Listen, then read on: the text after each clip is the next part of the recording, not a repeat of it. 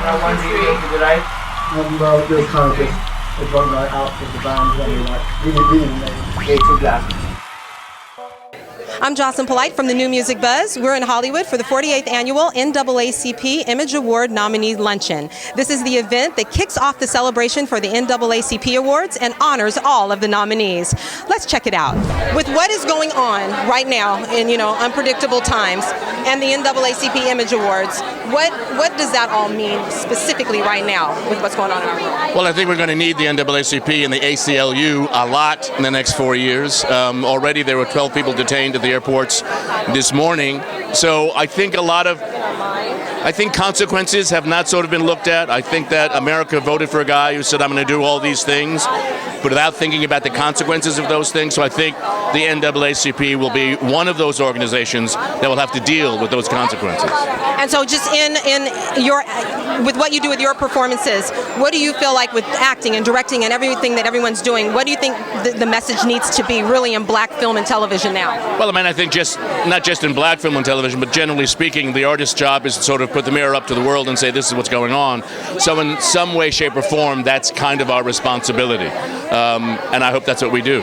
So talk to me a little about the Carmichael Show and working on the Carmichael Show. It's like a dream come true. Honestly, we'll do like 3 episodes on and have a week off, and it's like too long to be away from work. I want to be there every single day. It's so much fun. We are working with really smart content, so I feel like I'm doing something good, but also something really fun. And it's a dream come true. I love my job. So how was it when you first read the script for it, and what jumped out at you about the actual Carmichael Show? I knew it was kind of it was edgy. It was towing that line of like, should we be talking about this on TV? Is this offensive? And I actually honestly made me feel nervous, and that's why I liked it. There's something I want to read something and I want to feel a genuine reaction from it, and it made me feel something. And so I knew that it was important. I knew that it was not necessarily groundbreaking, but it has been a long time since we've done that with television shows. So I wanted to be a part of it immediately. And then when I met Gerard, we had like this instant let's work together. It's gonna be friends for life. Like, we just genuinely care a lot about each other, and I wanted to work with him. I just admire him so much. You must be on a big high right now with the writing and for Moonlight and for a film that has become just so popular and that everyone loves. Tell me a little about how all of this is feeling for you right now. Well, I have an overwhelming sense of pride. I love the fact that the community that Barry Jenkins brought together to create the film is so wonderful and so supportive.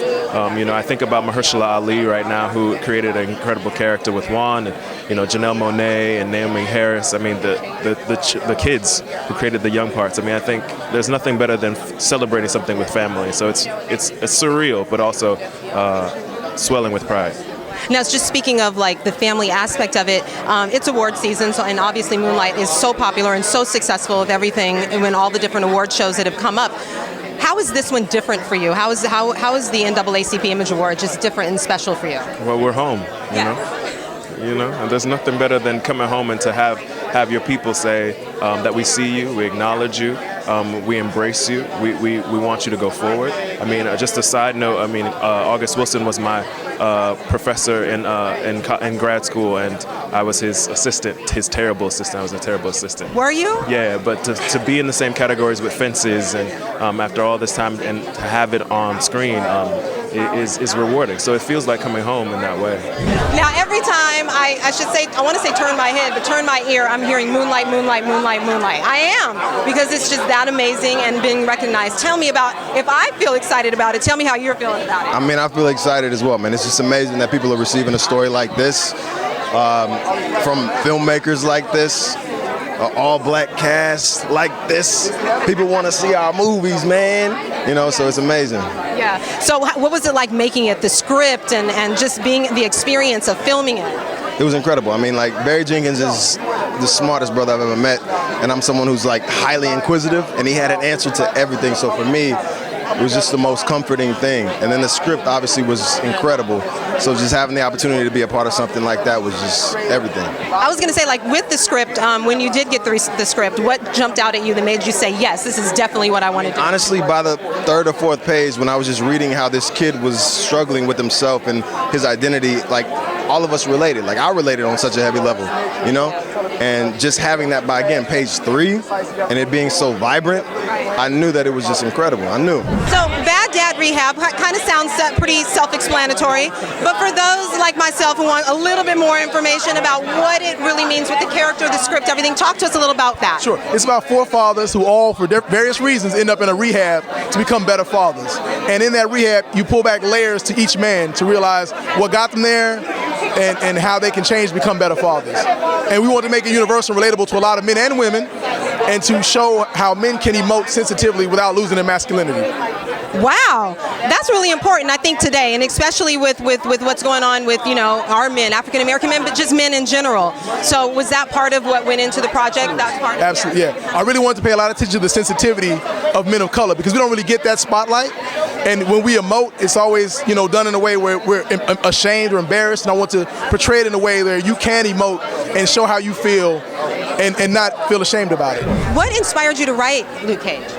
I grew up a nerd, and my father was a Marvel fan, so I became a Marvel fan, and just I love that world. And when I got the meeting on the show, I was like, yes!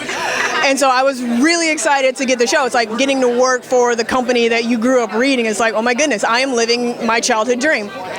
Now, you wrote him as so strong and powerful, but also relatable, and you could kind of fall in love with the character and follow them. How hard is that as a writer?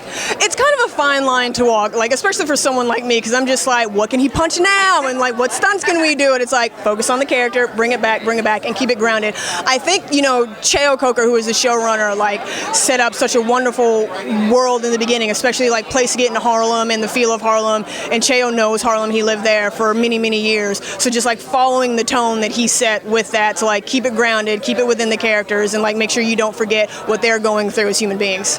That sounds good. Now, when you were growing up, who was your favorite character? Was it a Marvel or a DC character? It was Marvel. It was Spider-Man. Was it Spider-Man? Yes. Dun, dun, dun, dun, dun. Very much.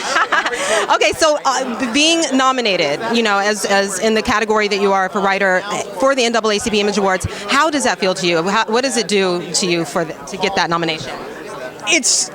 It's a sense of pride and a sense of accomplishment. It's like, oh yes, what I do means something to people. And so that was a nice acknowledgement, because normally, when you're writing, you're working in a vacuum until the episodes air, and then, you're following the buzz on Twitter and the feedback there, or the comments.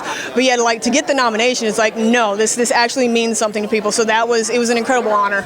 Tell me a little about Underground and your experience with this show. It's just been extraordinary. I mean, Misha Green and Joe Pekaski are the show creators, and they are extraordinary, brilliant writers. They are committed to truth and honesty and contemporary, fast-paced, and John is a part of it, John Legend, and it's just been such a great gift and such a strong female character to be able to step into. It's an honor. How is that feel to be that strong female character and then be acknowledged, not only as a strong female character, but a strong black female character, and then be acknowledged with an Image Award nomination? I'm overwhelmed. I've been saying, I'm like, tomorrow my cheeks are going to be hurting because I just can't stop smiling. It's so sincere, and NAACP has always meant so much to our community with dignity and pride, and I've always felt a sense of a responsibility to that and to them, and the work that they do for our community is so really extensive, and it's an honor. And then to be in a category with Cicely Tyson, I'm like, honey, hello. Well, congratulations to you, and I wish you luck with everything. Have fun today. Hey, it's Amber Stevens-West. How's it going? I'm Trevante Rhodes. Hi, I'm Joe Morton, and guess what? You've just been buzzed. Well, it was kind of just a drunk night out with the band, really amazing.